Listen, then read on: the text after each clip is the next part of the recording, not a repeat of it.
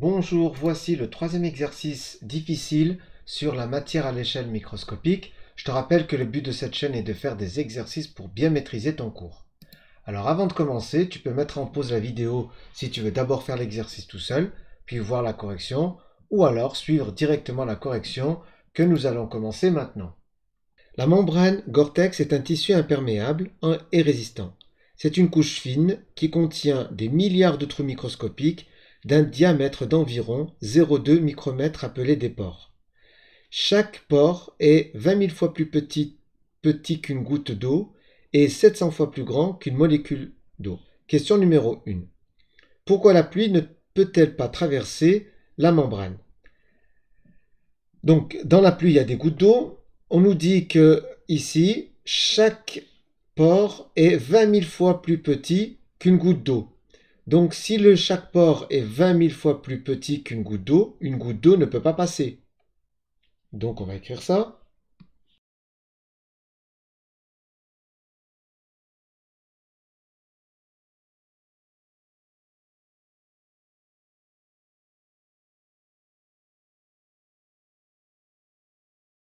Comme une goutte d'eau est 20 000 fois plus grande que le pore de la membrane, elle, c'est-à-dire la goutte d'eau, ne peut pas la traverser. Elle ne peut pas traverser la membrane puisqu'elle est trop grande. Elle est 20 000 fois plus grande.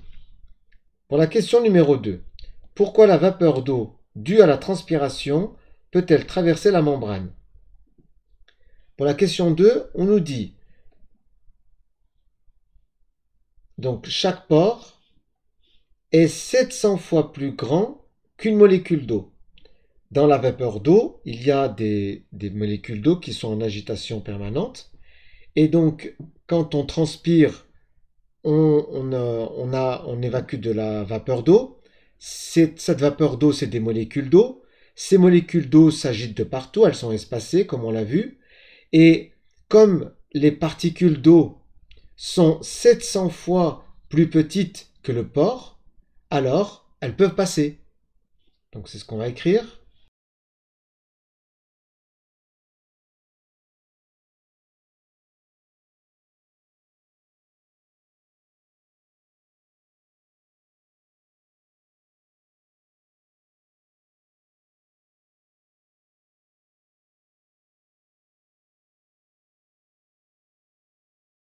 Donc, je dis, comme le pore de la membrane est 700 fois plus grand qu'une molécule d'eau, donc les molécules d'eau de la transpiration peuvent traverser la membrane, puisqu'elles sont 700 fois plus petites que la membrane, que le pore de la membrane. Donc elles peuvent traverser. Question numéro 3. On demande de calculer la taille approximative d'une molécule d'eau. Alors l'information qui nous intéresse. Ici, on sait que la taille d'un pore, c'est environ 0,2 micromètres. Le pore, je te rappelle que c'est un trou. Un trou, on nous dit, il a un diamètre d'environ 0,2 micromètres. Or, on sait par ailleurs que ce pore est 700 fois plus grand qu'une molécule d'eau. Donc on nous demande la taille de la molécule d'eau. Si on connaît la taille du pore, qui est 700 fois plus grand qu'une molécule d'eau, alors pour connaître la taille d'une molécule d'eau, il faut faire la taille du pore, 0,2, divisé par 700, puisque comme ce pore est 700 fois plus grand qu'une molécule d'eau, alors la taille de la molécule d'eau, c'est la dimension d'un pore que l'on divise par les 700. Donc 0,2 divisé par 700, ça nous donnera la taille d'une molécule d'eau. On écrit ça.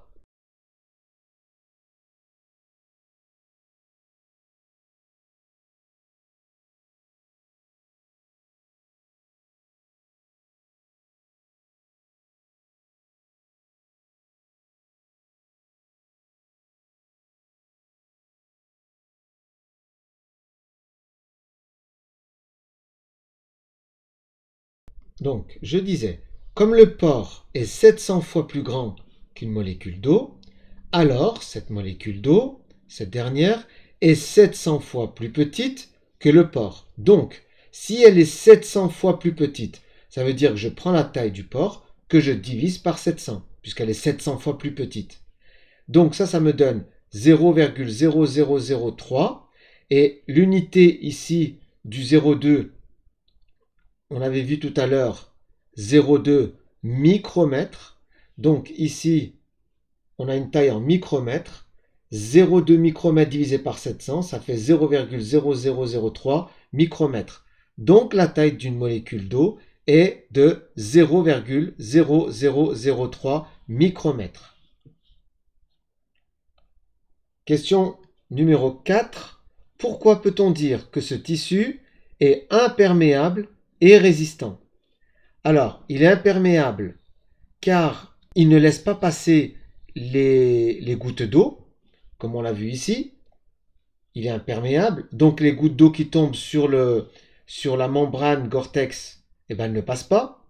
Elles ne passent pas parce qu'on l'a dit ici, les gouttes d'eau sont 20 000 fois plus grandes. Donc ça, c'est pour imperméable. Et pourquoi respirant? Parce que comme on l'a vu ici, les particules d'eau, les molécules d'eau sont 700 fois plus petites que les pores. Et bien, comme les molécules d'eau sont beaucoup plus petites que les pores, elles peuvent passer. Et donc, ça veut dire que c'est respirant parce que la transpiration que l'on émet peut passer à travers les pores, puisque c'est 700 fois plus petit. On va écrire ça.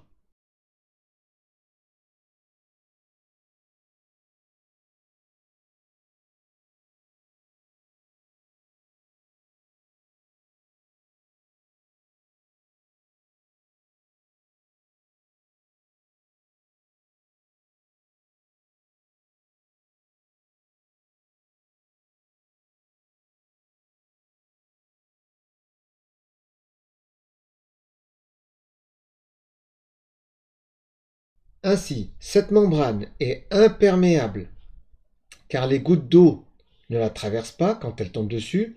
Pourquoi elles ne traversent pas? Je rappelle, car les gouttes d'eau sont 20 000 fois plus grandes qu'un pore. Une goutte d'eau est 20 000 fois plus grande qu'un pore. Et respirant. Pourquoi c'est respirant? Parce que les molécules d'eau de la transpiration peuvent passer les pores. Ils peuvent passer les pores car ces molécules d'eau sont 700 fois plus petites que les pores. Voilà, j'espère que cette vidéo t'a plu. Pense à mettre un pouce vers le haut pour m'encourager à poursuivre, à t'abonner si ce n'est pas déjà fait, à activer la cloche pour être informé des nouvelles vidéos. Voici d'autres exercices si tu veux encore t'entraîner. Allez, bon courage!